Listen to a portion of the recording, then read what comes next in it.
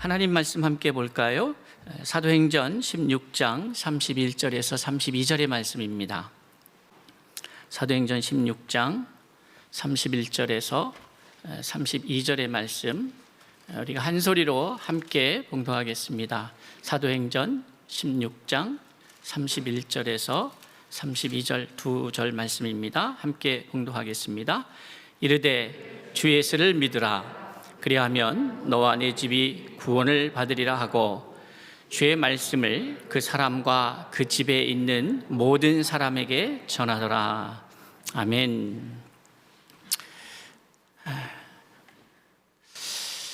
우리가 믿음의 삶을 살아가면서 이렇게 모태신앙으로, 그러니까 집안이 믿음의 가정으로서 태어나 보니까 종교란에 기독교라고 적을 수밖에 없는 나의 선택과 상관없이 그런 집안에서 태어나신 분들도 있지만, 아무리 둘러봐도 예수 믿는 사람이 가족이, 친척이 없는 그러한 분들도 계실 것입니다.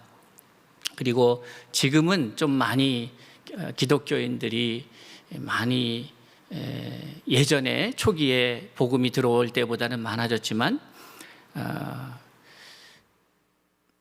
저희가 학교 다닐 때 1200만 성도 이렇게 말했을 때에 비하면 이제 반으로 준 그런 상황이죠. 이제 그렇다 보면 어떠한 이제 얘기가 되냐면, 믿는 사람도 있지만 가족 중에 믿지 않는 분들도 계실 수 있다라는 것, 그렇게 이해할 수 있겠죠. 자, 그렇다면 물론 믿음이라고 하는 것이 교회를 다닌다고 생기는 것도 아니고, 내 종교란에 기독교라고 쓴다고 해서 내가 구원을 이룰 만한 믿음이 있다라는 얘기도 아닙니다만은, 그러나 어쨌든 우리가 교회를 다니면서 신앙생활을 하면서 가족 중에 혹은 지인 중에 친척 중에 이 함께 신앙생활을 하지 못하는 사람들이 있을 경우 우리들 마음 가운데 어떤 것이 있습니까? 우리 가정에 누가, 우리 부모님이 혹은 우리 자녀들이 참 믿음의 삶을 잘 살았으면 좋겠는데 하는 마음이 있겠죠.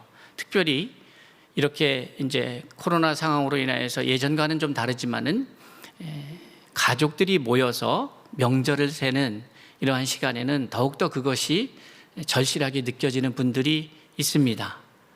자, 그럴 때에 오늘 설 연휴를 시작하면서 저는 오늘 말씀을 준비하면서 그런 분들에게 함께 나눌 수 있는 말씀을 좀 나눴으면 좋겠다 하는 마음이 들어서 생각하다가 오늘 이 본문의 말씀을 좀 접하게 됩니다. 우리가 잘 아는 말씀이죠. 주 예수를 믿어라. 그리하면 너와 내 집이 구원을 받으리라. 이 말씀. 그래서 한 사람의 복음을 접하는 것이 집안의 구원으로 이루어지는가? 라고 물을 수 있는 구절이 등장하기 시작합니다. 과연 그럴까? 아니면 이 말씀을 통해서 어떻게 하여야 온 집안이 구원을 받게 되는가? 라고 하는 것을 좀 더 우리의 오해 없이 우리의 인식 속에 발생할 수 있는 이 구절이 줄 수 있는 그 오해를 좀 걷어내고 실체적으로 구원의 문제를 어떻게 이해하고 다뤄야 하는가에 대한 이야기를 좀 해보고자 합니다. 여러분, 사도행전을 볼 때에 어떠한 관점에서 봐야 하는가, 이것이 매우 중요하다라고 저는 말씀을 드렸었습니다. 사도행전을 그동안 일반적으로 우리의 인식 속에서 인식되어진 그 관점은 성령 받은 하나님의 사람들이 열정을 갖고 세상에 나가 복음을 전할 때에 성령의 역사가 나타나고 기적과 이적이 나타나서 복음이 증거되었다 하는 장면으로 일반적으로는 이해되고 있습니다. 그러나 오늘 이 시간에는 또 저는 여러분들에게 또 다른 관점에서 이 말씀을 좀 보았으면 좋겠다라고 제가 권면한 적이 있습니다. 그것은 오늘의 관점과 좀 비슷한 관점이기도 하고, 또 오늘 그러한 제가 다른 관점이라고 말씀드린 그 부분에서도 좀 더 들어가서 자세하게 구체적 관점에 대한 이야기를 좀 나누려고 하는 것이죠. 사도행전은 저는 세상에서는 운명이다라고 말하고 있는데 저는 하나님의 섭리다, 또 필연적 만남의 장이다, 이렇게 말씀을 드렸었습니다.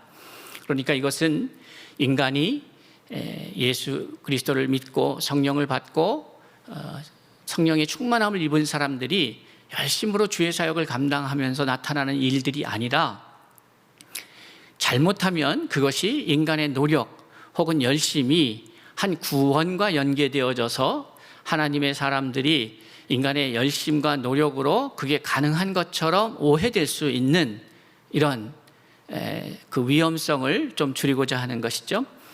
다시 말씀드려서 사도행전이라고 하는 것은 이 말씀을 볼 때에 이 사도행전의 주인공은 성령님이십니다. 그래서 성령행전이라 이렇게 말도 하죠. 근데 거기서 성령행전이라고 말할 때에 성령의 역사, 성령의 능력을 중심으로 해서 이해하는 측면이 있는데, 저는 오늘 그런 측면이 아니라 성령의 인도하심을 받는 하나님의 사람들의 측면에서 이 이야기를 풀어가고자 합니다. 성령의 인도함을 받는다는 것이 왜 중요할까? 그것은 예수도 예외가 아니었습니다. 예수도 내가 내 말을 하는 것이 아니라 아버지께 들은 바를 이야기한다, 이렇게 말씀하시죠. 아버지의 인도함을 받는다는 거예요. 그 아버지의 인도함을 다른 표현으로 하자면 성령의 인도하심을 받는다, 이렇게 말씀드릴 수가 있는 것이죠. 자의로 행한 적이 없다라고 말씀하세요, 요한복음에서. 그러니 우리가 하나님의 말씀을 볼 때에 이 말씀의 기록 목적이 바로 저와 여러분을 이 말씀을 통해서 하나님의 온전한 사람으로 되어져 가는 것을 목표로 이 성경이 기록되어졌다는 것을 인정하고, 그런 관점에서 이 말씀을 본다면 예수 그리스도의 말씀 하나하나, 행위 하나하나, 또 사도행전을 통해서 나타나는 사도들과 성령의 역사의 하나하나 한 장면이 바로 저와 여러분의 영적인 성장과 성숙의 그 커리큘럼이다, 이렇게 이해하셔야 된다라고 말씀을 드렸습니다. 성령의 인도하심을 받는 사람들, 그러기 위해서는 성령을 받아야 하겠죠. 성령을 받고 안 받고의 문제는 큰 차이를 갖고 있습니다. 그래서 예수님의 제자들이 말씀도 받고 은혜도 받고 기적과 이적을 체험했지만 성령 받기 이전에는 그들은 항상 그들이 처한 상황과 환경 속에서 두려움을 갖고 있었습니다. 태풍랑이 와도 두려웠고 병사들이 자기를 잡으려고 할 때도 두려웠습니다. 그런데 그들이 복음서에 나타난 제자들을 말씀드리는 겁니다. 그러나 성령을 아직 경험하지 못한 제자들입니다. 열심도 있었고 그들의 열심은 우리의 지금 열심과는 차원이 다른 열심이었죠. 다 내려놓고 그물도 버리고 배도 버리고 예수를 쫓았던 믿음. 그러니 오늘날로 말하자면 생업을 다 내려놓고 예수를 쫓았다, 이게 쉬운 일이겠습니까? 어렵죠. 그럼에도 불구하고 그들은 또 예수님, 최고의 성경학자이시고 가르치심에 능통하신 예수의 가르치심을 그 옆에서 직접 경험한 사람임에도 불구하고 성령 받기 이전에 그들의 삶은 어떻습니까? 두려움의 연속이었습니다. 생존에 대한 두려움, 예수 그리스도를 따르는 것에 대한 두려움, 이런 두려움의 연속이 그들의 삶의 연속이었다 보는 것이죠. 그러나 우리가 잘 아는 바와 같이 사도행전에 들어와서 보여주고 있는 제자들의 모습은 두려움이 없는 모습입니다. 그러니 예수를 믿고 가장 먼저 변화되는 심리적 상태가 어떤 거냐? 두려움이 없어지는 것이죠. 무엇에 대한 두려움일까요? 현대인들이 갖고 있는 두려움이 있습니다. 미래에 대한 두려움, 또 경제적인 문제에 대한 두려움, 질병에 대한 두려움, 자기 미래에 대한 두려움, 이러한 불확실성에 대한 두려움으로 가득 차 있는 것이 우리의 현실입니다. 그러나 예수를 믿는 사람들, 성령을 받은 사람들은 어떠냐? 그 두려움으로부터 자유케 되는 은혜가 있습니다. 이러한 은혜가 저와 여러분에게 있기를 바랍니다. 두려움이 사라지는 것이죠. 왜 그럴까? 왜 두려움이 사라질까? 그것은 성령의 인도함을 받기 때문에 그렇습니다. 자, 그렇다면 성령의 인도함을 받는 사람들이 이렇게 변화되었다 한다면 사도행전을 볼 때에 성령의 인도함을 받는 사람들의 삶은 어떠한지가 나타나는 것이고, 거기에서 핵심은 어차피 바울이 고백한 것처럼 내게 능력 주시는 자 안에서 내가 모든 것을 할 수 있다라고 그 고백한다는 것이 우리가 믿는 믿음 안에서의 고백이라면, 우리의 능력과 상관없이 내게 능력 주시는 자 안에서 행하시는 그 성령의 능력으로 말미암아 우리가 살아가고 승리할 수 있다면, 우리의 모습, 우리의 부족함, 우리의 지식 없음, 우리의 가난함도, 우리의 연약함도 성령의 역사를 방해할 수 없다는 사실을 믿는다는 사실입니다. 그것을 믿기에 우리는 고백하는 것이죠. 내 힘으로, 내 능력으로, 내 지식으로가 아니라 내게 능력 주시는 자 안에서 내가 모든 것을 행할 수 있다라고 말할 수 있다는 것입니다. 자, 그렇다면 우리는 그 대전제 위에 우리의 삶을 살아가야 합니다. 내게 능력 주시는 자는 어떤 분이십니까? 창조주 하나님이시고, 전능하신 하나님이시고, 사랑하시는 이들 눈동자와 같이 보호하시는 하나님이신 것을 우리는 기억합니다. 그러기에 우리 안에 있는 것은 두려움이 아닌 것이죠. 이 믿음이 흔들릴 때에 우리의 두려움은 시작됩니다. 아니, 역으로 우리 안에 어떠한 두려움이 있다면 그것은 바로 이 믿음에 흔들림이 생겼다, 이렇게 보시면 되는 것이죠. 믿는 구석이 있으면 두려움이 사라집니다. 우리가 자녀들 키우면서도 보면 자녀들은 그저 어렸을 때 보면 부모가 존재하고 함께 하고 있다는 것만으로 자신감이 있습니다. 두려움이 없습니다. 다 알아서 해결해 주시니까. 성장에서도 마찬가지죠. 예전과 같지는 않지만 부모님들이 계시는 것이 듬직하고, 이제는 의존적 신앙에서, 의존적 관계에서 벗어나서 부양적 관계로 내가 더 힘있게 바로 서서 성장해서 우리의 그동안에 나를 키워주신 분들을 모시는 그런 능력자로 자라가게끔 그 시간들, 세월 속에서 우리는 훈련되고 준비되는 것이죠. 믿음의 삶도 마찬가지입니다. 하나님의 보호와 돌봄을 받는 상황에서 더 나아가서는 이제 하나님의 일을 위임받아서 하나님 앞에서 당당하게 그 권세 갖고 살아가는 사람이 되어가는 것, 그것이죠. 그러니까 도움을 받는 자에서 이제 도움을 주는 자로 세워져야 하는 것이에요. 오늘 본문의 말씀을 보면, 이 본문의 말씀은 제가 예전에도 설교를 했고 그때는 이 사도 바울의 관점에서 이 이야기를 풀어갔습니다. 그런데 항상 어떤 상황이 발생하면 거기에는 그 상황에 참여한 인물별로, 캐릭터별로 자신들의 관점이 있습니다. 그것을 어떻게 이해하고 보느냐에 따라서 같은 시나리오지만 전혀 다른 감흥을 우리에게 선사하게 되는 것이죠. 그러니까 성경을 볼 때에도 여러분들께서 하나의 관점으로만 보게 되면 편식을 하는 경향이 있는 것이죠. 그래서 오늘 저는 바울의 관점이 아니라 이 이름도 없는 한 성도의 관점에서 이 이야기를 좀 나누고, 그 이야기를 통해서 우리에게 던져주신 주 예수를 믿으라, 그리하면 너와 내 집이 구원을 얻으리라 하는 말씀의 참된 의미를 우리가 돌아보면서 함께 은혜를 나누고자 합니다. 여러분, 사도행전 10장에 가보면 우리가 잘 아는 고넬료의 이야기가 나옵니다. 고넬료는 이방인입니다. 고넬료는 이방인입니다.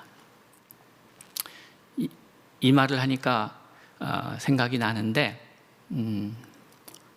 여러분, 여러분들께서 한번 네이버나 이런 데에 최초의 복음을 들은 이방인 하면 누가 나올 것 같습니까? 많은 부분 이 고넬료의 이야기가 나옵니다. 근데 사실은 고넬료보다 앞서서 사도행전에 기록된 이방인이 있습니다. 누굴까요? 8장에 나오는 이디오피아의 국보를 맡은, 간다게의 국보를 맡은 그 장관의 이름이 나옵니다. 내시의 이름이 나와요. 근데 재미있는 것은 이 이방인, 이 성경의 역사 속에서 이것을 표현할 때에 그 사람의 이름이 빠지고 고넬료가 앞서서 나오기 시작합니다. 그것은 왜 그러냐면 관점의 차이가 있기 때문에 그렇습니다. 그러니까 관점의 차이라는 것이 여러 이야기들을 좀 다르게 볼 수 있는 그런 차이를 가져온다는 사실을 전제를 하고 지금 좀 말씀을 나누다 보니까 생각이 나서 그냥 팁으로 드리는 겁니다. 자, 그러면 본론으로 들어가서 이 고넬료는 군대, 로마의 이탈리아 군대의 백부장입니다.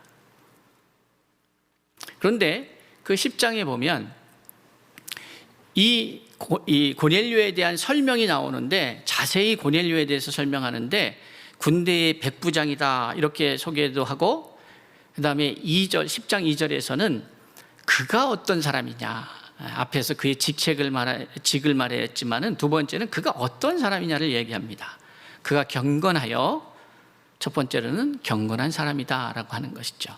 온 집안과 더불어 하나님을 경외하며, 경건함대 경외하는 삶, 하나님을 경외하는 삶을 삽니다. 백성을 많이 구제하고, 구제도 합니다. 하나님께 항상 기도하더니 라고 말하고 있어요. 그러니까 누가는 이 사도행전 10장에서 이 고넬료라고 하는 사람을 이야기할 때에 그의 특성을 얘기하는데, 경건하고 하나님을 경외하며 이웃에게 구제하고 하나님 앞에 기도하는 사람이다 이렇게 말하고 있어요. 그런데 문제는 뭡니까? 아직 성령을 받지 못한 상태입니다. 이것은 대단히 신학적 이슈가 될 수 있죠. 우리가 볼 때에는 하나님을 경외하며 백성을 구제하고 항상 기도하면서 경건한 삶을 사는 사람이다 보니까 어떻게 보면 완벽할 수 있는 사람일 것 같아요. 칭찬받는 사람입니다. 그런데 아직 성령을 받지 못한 상태입니다. 자, 그 이야기가 나오는데 그 이야기 속의 내용들을 가만히 살펴보면 이 사람이 얼마나 하나님 앞에 사모하는 인물이었는지를 우리는 그 고넬료의 이야기 속에서, 여러분 사도행전에서 이 고넬료의 이야기를 꽤 많이 비중을 갖고 다룹니다. 한 사람에 대한 이야기인데도 불구하고요. 그것은 이 누가가 뭔가 이야기하고 싶어하는 메시지가 있기 때문이 아니겠습니까? 그러니까 이 고넬료의 이야기가 베드로의 이야기로 이제 이어지는데, 결국 하나님께서 베드로에게도 고넬료에게도 천사를 보내서 현몽하여서 꿈으로 보여주고 서로 만나게 합니다. 그 사건이 없었으면 이 두 사람은 만날 수가 없는 사람들입니다. 그래서 베드로가 고넬료를 만나서도 그 이야기를 합니다. 10장 28절에 보면 이르되 유대인으로서 이방인과 교제하며 가까이 하는 것이 위법인 줄은 너희도 알거니와 하나님께서 내게 지시하사 아무도 속되다 하거나 깨끗하지 않다 하지 말라 하시기로 부름을 사양하지 아니하고 왔노라 이렇게 말하고 있습니다. 그러니까 만약에 성령의 인도하심이 없었더라면 베드로는 고넬료를 만나지 않습니다. 그게 베드로의 입장이었습니다. 그런데 자신의 스타일, 자신의 성향, 자신의 신앙, 자신이 갖고 있는 어떠한 의지, 이것과 상관없이 그것에 반하지만 성령이 감동하시고 말씀하실 때에 움직일 수 있는가, 이것을 보여주고 있는 것이죠. 이것은 매우 중요한 것이라고 생각이 됩니다. 신앙생활하면서 가장 어려운 부분이기도 합니다. 나의 생각과 나의 스타일과 나의 의지와 나의 철학과 인생관, 가치관과 다른 것을 하나님이 요구하실 때, 성령이 인도하실 때에 그것을 순종할 수 있는가, 이거죠. 그런데 다시 말씀드립니다. 순종이라고 하는 개념은 대단히 초보적인 단계에서 요구되는 하나님의 우리를 향한 요구입니다. 더 나아가면 순종이라는 말이 아니라 하나님의 뜻과 내 뜻이 다름이 없는 상태로 자라가야 한다는 것이죠. 그러나 어쨌든 그 시작은 복종과 순종이라는 개념으로부터 시작이 됩니다. 이해가 안 가니까. 그러나 내가 성장하면 이해가 되니까. 그러니까 그것이 하나님의 명령이 아니라 이제는 내가 살아가야 될 이유가 되는 것이죠. 그만큼 내가 영적으로 자라가니까. 그러니 여러분, 더 성장하면, 성숙하면 순종이라는 말은 사라지고 하나님의 뜻과 내 뜻이 하나가 되는 상태로 가는 것이에요. 그것이 저와 여러분이 가야 할 지점입니다. 그것이 예수가 마지막에 보여준 지점이죠. 예수께서 십자가상에서 고백하는 그 고백은 죽기보다 싫은데 하나님의 뜻을 순종하는 모습이 아니라 드디어 하나님의 뜻과 내 뜻을 일치시키는 지점에 만나게 되는 것이에요. 자, 그래서 고넬료는 그러한 하나님을 향한 사모함이 있었습니다. 아직 성령을 받지는 못했지만 그러나 하나님에 대한 사모함이 있었어요. 이런 사모하는 마음이 있다 보니까, 하나님에 대한 갈급함이 있다 보니까 하나님이 움직이신 거죠. 이것은 사도행전에 나타난 모든 이방인들을 만나는 복음이 증거되는 것에서 나타났던 현상입니다. 그러니까 오늘날에도 이것은 동일하게 작동합니다. 이것이 작동을 해야 하나님의 역사가 일어나는 것입니다. 가만히 보시면 예수님께서도 살아계셔서 사역하실 때에 막 자기의 능력을 뽐내고자 야, 안진뱅이 다 나와 줄 서 해서 이렇게 하신 적이 없어요. 눈먼 사람 다 나와, 내가 연못에서 너희들을 낫게 할게, 뭐 이런 적이 없어요. 믿음을 보시고 사모하는 마음을 보시고 하나님의 역사가 나타납니다. 왜 그러냐 이 말이죠. 그것은 하나님의 성품이기도 합니다. 시편 107편 9절에 보면 시편 기자가 하나님에 대해서 묘사를 하는데 뭐라고 묘사합니까? 하나님은 어떤 분이에요? 그는 사모하는 영혼에게 만족을 주시며, 이렇게 말해요. 그러니까 사모하는 영혼, 그것이 이제 마태복음에 와서 마태복음 5장에서 산상수훈 중 팔복의 말씀을 시작하면서 제일 먼저 시작하는 게 뭡니까? 심령이 가난한 자가 복이 있다, 이렇게 말씀하셔요. 그러니까 천국 백성에 진입하기 위한 첫 번째 발걸음은 뭐냐면 사모하는 거예요. 갈급한 거예요. 이 사모함과 갈급함이 없으면 역사가 시작이 안 되는 거예요. 오늘 우리는, 제가 왜 이 이야기를 이렇게 앞에서 많이 장황하게 설명을 하느냐면 매우 중요한 지점입니다. 자, 어떻게 바울을 이 빌립보 감옥으로 불려들였을까? 누가 바울을 이 감옥으로 인도하였는가? 이 문제죠. 누가? 바울은 왜? 여러분, 지난 제가 사도행전 16장의 말씀을 나누면서 여러분에게 분명히 말씀드렸던 것처럼 바울은 감옥에 들어오고 싶지 않았으면 안 들어올 수 있는 능력, 권한이 있는 그러한 지위에 있었습니다. 바로 로마의 시민권을 갖고 있었기 때문이죠. 그러니까 로마의 시민권을 갖고 있었기 때문에 로마의 시민권을 갖고 있다는 것을 표시했다면 이 사람은 빌립보 감옥에 들어오지 않습니다. 그런데 이야기하지 않습니다. 그리고 우리가 잘 아는 바와 같이 바울은 빌립보 감옥에서 오래 있었던 것이 아닙니다. 하루 저녁 있습니다. 하루 저녁 사이에 일어난 사건입니다. 왜 바울은 자신이 로마 시민이라는 사실을 밝히지 않았을까? 그것은 바로 이 빌립보 간수의 하나님을 향한 부르짖음과 사모하는 마음이 있었기 때문에 그렇습니다. 그러면 바울의 입장이 아닌 이 사건을 이 간수의 입장에서 말씀을 풀어가자면 이런 것이죠.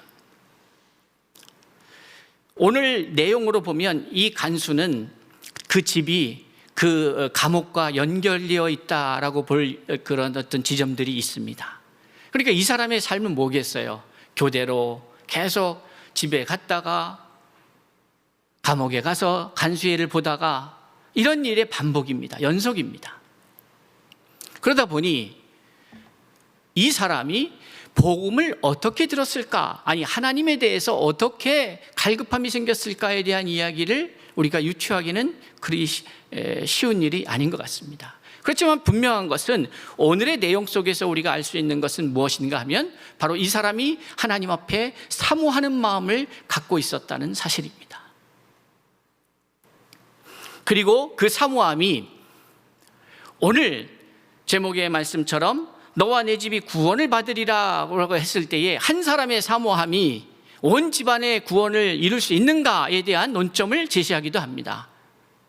그런데 우리는 한 사람의 사모함이 온 집안을 구원하였다라고 보기보다는 이 사람뿐만이 아니라 이 집안 전체가 간절히 사모하는 마음을 가졌다라는 관점에서 보면 이 말씀이 훨씬 더 이해가 됩니다. 한번 봅시다. 우리가 이전에 앞의 사건은 잘 아는 사건입니다. 그래서 바울이 착고가 풀리고 옥토가 흔들리고 엄청난 사건이 벌어졌음에도 불구하고 바울은 이 감옥에서 나갈 생각이 전혀 없습니다. 그리고 오히려 성령께서 감옥으로 가라고, 너가 들어가서 만나야 될 사람이 있다고, 구원할 자가 그곳에 있다고, 그곳에서 누군가 나를 향하여 사모하는 마음으로 심령으로 나아오고 있다고, 그러나 사람들은 그를 간수로 치부하고 있고 복음을 모르는 자로, 그가 누군가 하나님의 사람이 그를 찾아가기 전에는 도무지 하나님의 말씀을 들을 수 있는 기회가 없는, 그럼에도 불구하고 하나님을 향하여 열렬히 그 영혼을 가지고 나아가고 있는 그 한 사람이 빌립보 감옥에 있다라고 사도 바울에게 하나님이 말씀하신 것 같습니다. 그래서 사도 바울은 그 감옥에 들어가는 것을 주저하지 않습니다. 그리고 들어갑니다. 그리고 난리가 났는데 온통 바울의 관심은 누가 그 사람입니까? 하는 것이었어요. 그래서 이 위중한 위급한 상황 속에서 주시하다가 자결을 하려고 하는 간수를 만나게 되죠. 그리고 그 사람을 멈춰 세우게 됩니다.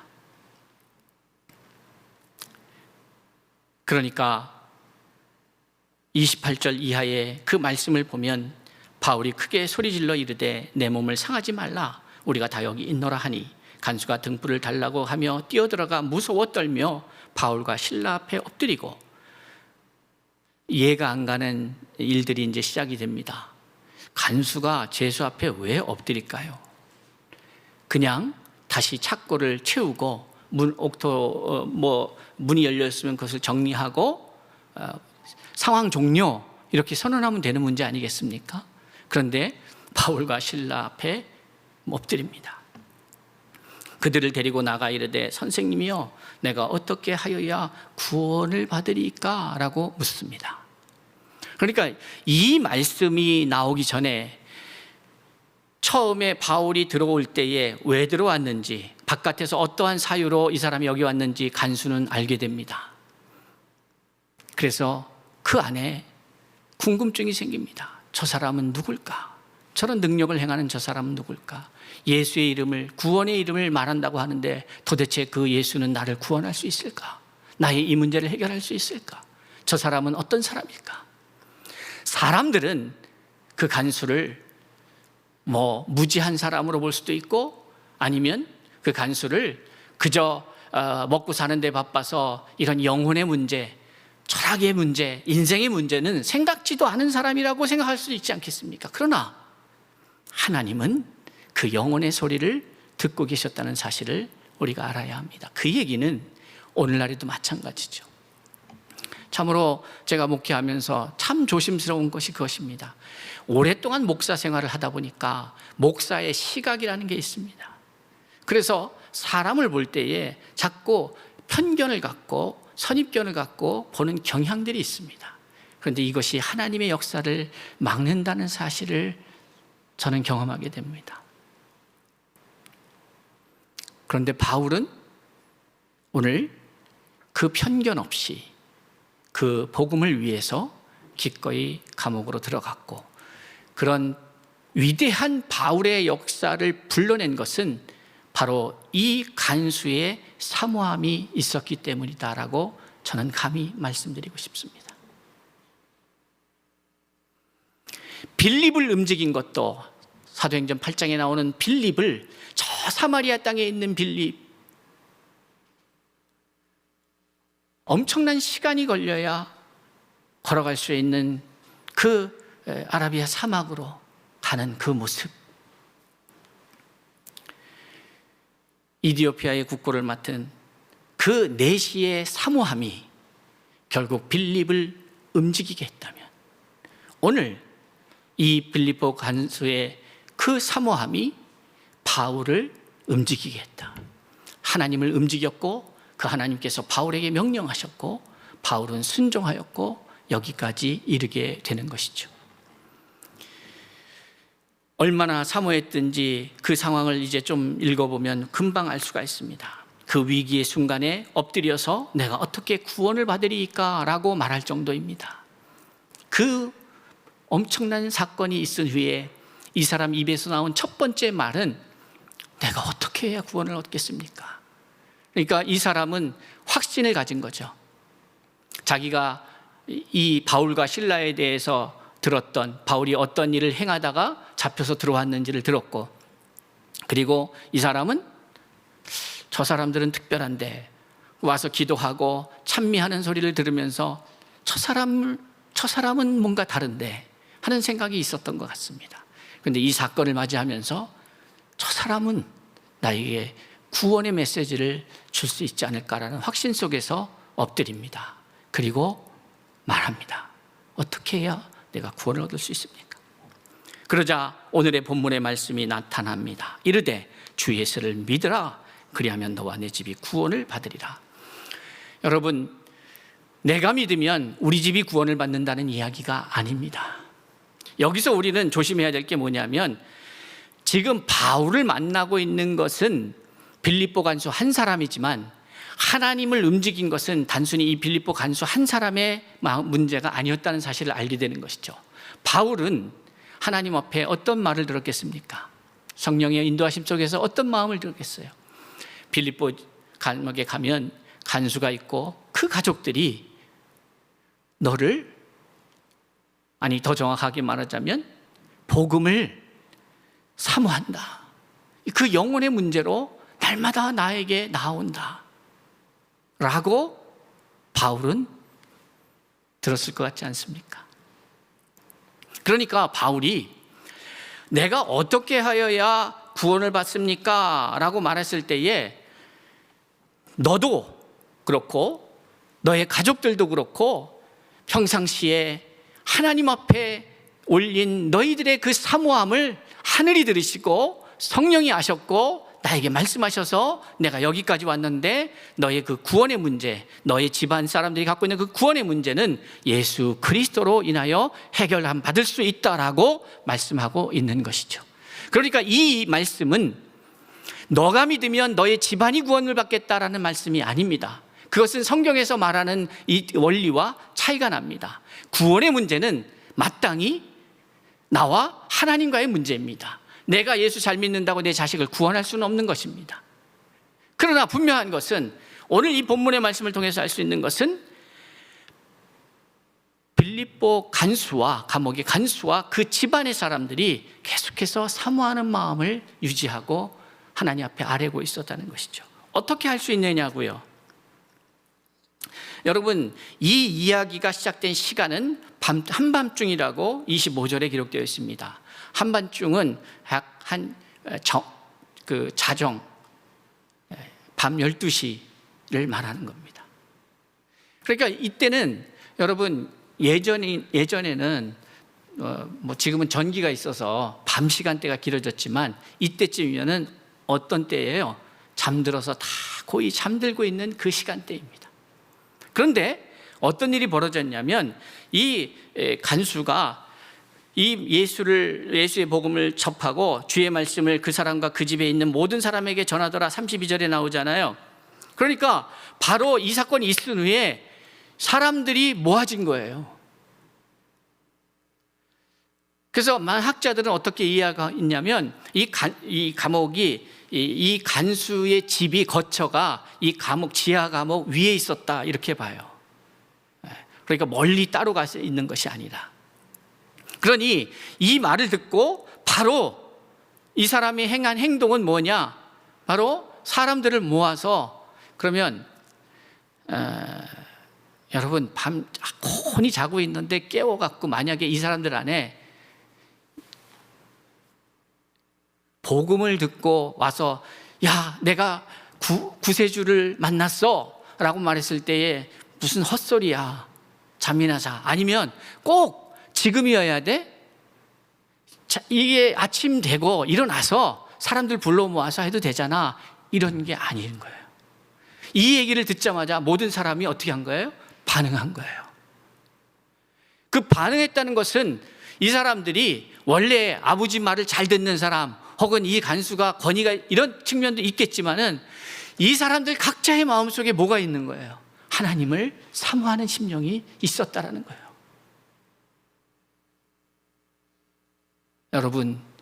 여러분이 어느 곳에 있는지가 중요한 게 아니에요.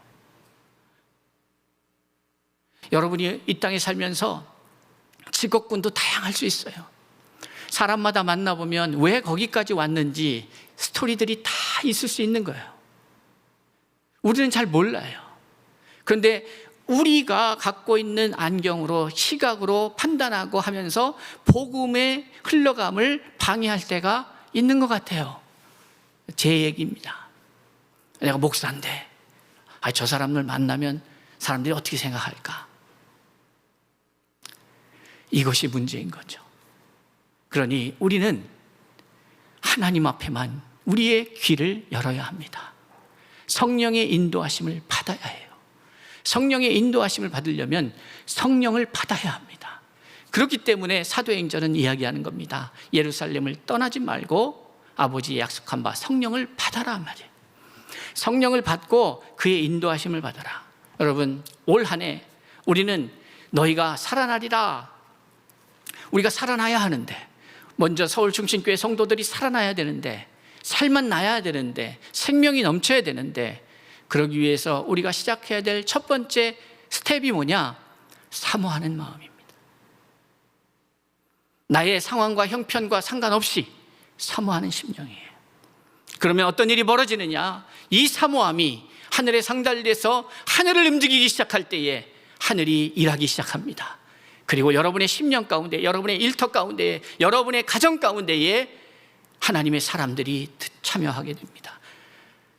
제가 말씀드리는 것 꼭 굳이 목사가 방문한다는 얘기가 아니라 하나님의 메시지가 도달하게 된다 이 말이에요. 그러니 여러분 사모하는 심령으로 말씀을 받아야 되는데 오늘날 교회는 관리 차원에서 신방을 하다 보니까 문제가 되는 거예요. 대신방 뭐 해서 그게 아니죠. 뭔가 하나님의 말씀을 듣고 싶다면 초청을 해야 합니다. 사모하는 마음으로. 목사님 와주셔요. 어려우시겠어요? 그럼 다음은 어떨까요? 그런데 이게 반대가 돼서 성도는 그냥 원하지 않는데 목사가 하는 일이니까 신방할게요. 근데 요즘 바빠서요. 아니면은 뭐가 돼서요. 여러분 우리의 생각들이 바뀌어야 합니다. 꼭 목사를 말하는 것이 아닙니다. 하나님의 말씀을 사모해야 합니다. 그럼 하나님께서 목사를 통해서건 유튜브를 통해서건 방송을 통해서건 무엇을 통해서건 말씀을 통해서건 하나님이 다가와 주십니다. 그 은혜가 2022년도 우리 모든 성도들에게 있기를 바랍니다. 사모하는 심령 가운데에 왜 그러냐? 그것이 하나님의 성품이에요. 그것을 시편 기자가 얘기하는 거예요. 시편 기자는 명확하게 얘기하는 거예요. 그가 사모하는 영혼에게 만족을 주시며 줄인 영혼에게 좋은 곳으로 채워주십니다. 그러한 은혜가 임하길 바랍니다. 하나님의 역사는 사모하는 심령으로부터 시작이 됩니다.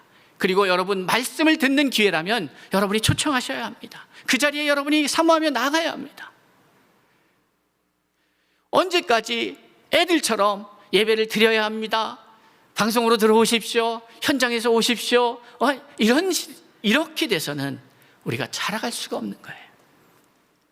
성령의 역사라고 하는 것은 우리의 상식과 우리의 상황을 넘어서서 역사하십니다. 그러기에 그가 하나님이신 것이죠. 그가 그 모든 사람들이 복음을 들을 수 있었던 것은 밤 12시에 이런 사건이 있었음에도 들을 수 있었던 것은 그들의 안에, 모든 사람들 안에 사모하는 마음이 있었고, 그것을 이미 바울은 알았기 때문에 이 사람에게 구원을 어떻게 받습니까? 라고 물었을 때에 이렇게 받는 거야 라고 말하는 것 대신에 너뿐만이 아니라 너희 집안 안에 이것을 사모하는 모든 사람들이, 너와 너희 집이 구원을 받을 것이야 라고 말하는 것이죠. 그리고 그 밤 그 시각에 간수가 그들을 데려다가 그 맞은 자리를 씻어주고 자기와 그 온 가족이 다 세례를 받습니다. 참 다혈질 같기도 하고요, 급한 것 같기도 하고 그래요. 그죠? 아니, 지금 맞아서 아주 놀라운 일을 겪었으니까 얼마나 심리적으로도 그렇고 막 불안할 수도 있고 그렇잖아요. 바울은 지금 맞아서 아프잖아요. 그러면 좀 상처를 하고 좀 쉬었다가 내일 아침 동이 크면 저희들이 올 테니까 그때 좀 세례를 해주세요 라고 말할 수도 있는데, 참 그 야속하게도 그냥 어떻게 하면은 뽑아 먹을까, 바울을 가만히 놔주질 않잖아요. 저는 여러분이, 제가 바울은 아니지만 여러분 충신교회 담임 목사로서 여러분이 저를 뽑아 먹어야 됩니다.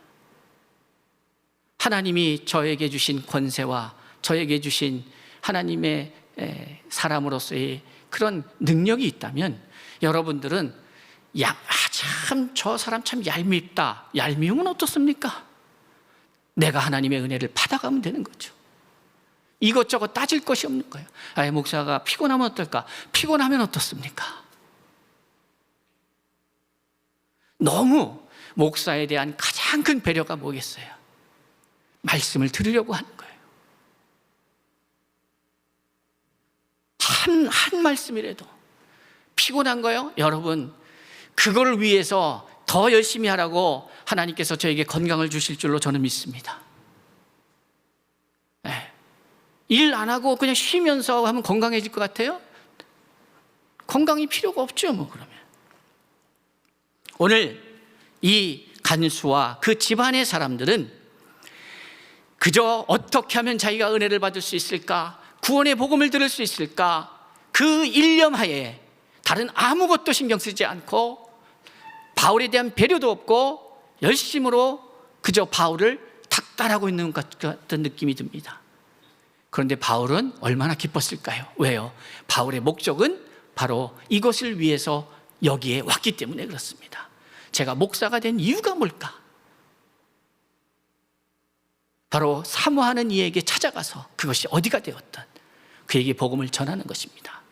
그저 예배 시간이 정해져 있고 그저 신앙생활 해야 되니까 와서 듣고 이런 관계가 아닙니다.